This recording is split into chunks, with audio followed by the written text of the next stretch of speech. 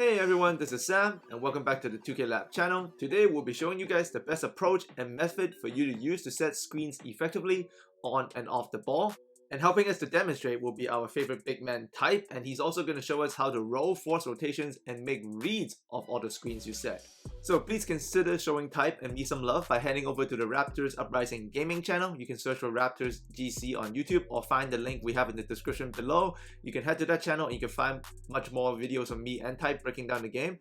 And also there's going to be a video on that channel on best post-score animations if you want to check that out.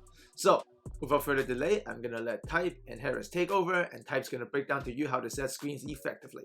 So let's start with the offensive side of the ball for you. A center's ability is very much, how they operate in the pick and roll. What are you kind of looking for when you're coming down the court? How do you kind of maneuver your screens around to get the offense going?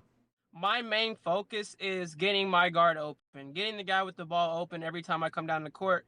And typically the guy that is bringing up the ball, you're going to know this guy. You're going to know his tendencies. You're going to know where he likes to go. Really what you want to do is you want to face kind of the way of where your point guard wants to go. For my guards, sometimes it could be the wing, or if they see something, it could be the middle. And, facing your body towards where you want your point guard to go is huge. I mean, you don't want to be setting lopsided screens where you're crooked or where you're sideways. And that happens a lot with players. I mean, most of it just comes with fully stopping your player, and sometimes it just comes with not even holding the screen button, and you can just be that bump, brush off of them and roll quick.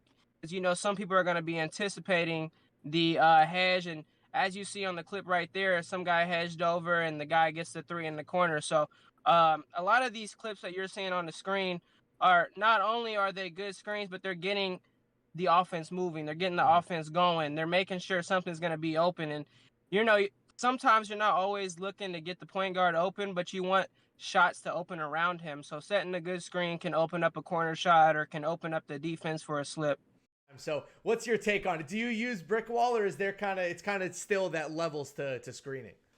The thing is, you got to notice these locks that you're screening on have Hall of Fame pick dodger, and whether or not you have brick wall on or not really matters, because if you don't have anything on at all, they're slipping through these screens like they're nothing, like they're going through paper. I'm not going to ever not have brick wall, because I don't want my point guard or my shooting guard yelling at me, hey, well, I'm not getting open. I don't know what to tell you. I'm using my other defensive badges on something else. I'm sorry. Yeah, they're probably not going to be thrilled about it. At some point, you got to maybe make a sacrifice. So sometimes you can even set some off-ball screens to try to get somebody open away from the ball. Let's talk about those for a quick second. When you're trying to open up, on an off-ball screen for somebody, the point guard's able to ISO the lock a little bit. Kind of what are you looking for? Are you trying to, use it as a fake, or are you using it to really get that guy to wrap around you? Kind of what's your thought process setting something off ball? It can be a numerous of things, Harris. I mean, when it's setting the off ball, it could be looking for the slip after the off ball. It could be looking for the off ball shooter after the screen, or it could be looking for the corner guy when the corner guy hedges that off ball. So it could be numerous things. And I would want to say it's between the corner, slip, and then that wing off ball. You're going to have those three options off of that screen or off of that off ball. And last question here before we let you go. You play a whole lot of big man. You've been playing big man a long time. You've been in the league going on your 5th year. Like this, you're as pro of a big man as they come. What is your favorite part about playing big in 2K22, and what is your least favorite part about playing big in 2K22?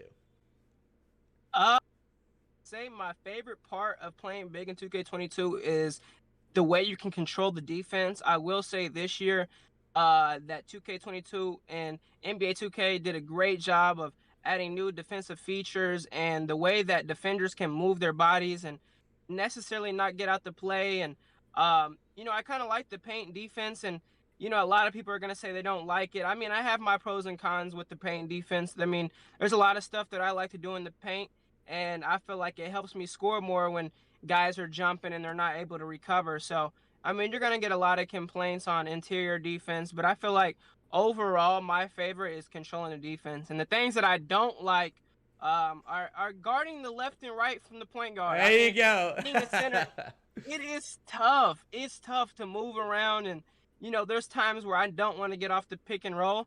And there's a lot of guys that are having their power forwards guard these fast guards, and I'm a guy that doesn't really want my power forward to guard it for me. So I'm kind of stubborn when it comes to guard and pick and roll. I always want it to be me, so it's been tough guarding the left right, but getting used to the game and kind of feeling it out. I feel like it's a much better game than last year. It's not as arcadish as you've seen in past years. I feel like they've kind of made it to where it's a evil level playing field, and it's pretty fair for everybody to get open. And the defense is a little at times can be OP, but there's so much you can do on offense. It's just I feel like everything's fair right now. With one comment about left right cheese, you've officially become, or I guess I should say, the entire 2K Lab fan base has, cheered your name. So congratulations for bringing up the one thing everybody hates. Type, thanks for joining us. Remember to drop a like and a subscription to the channel. We're gonna keep pumping out some great 2K Labs content with all the best pros in the world. Got Type in here as one of the best big men. We've had Idris, we've had Wolf. We'll have plenty more coming down the line. So remember, drop a like on the video, drop a sub on the channel, and we'll see you guys next time.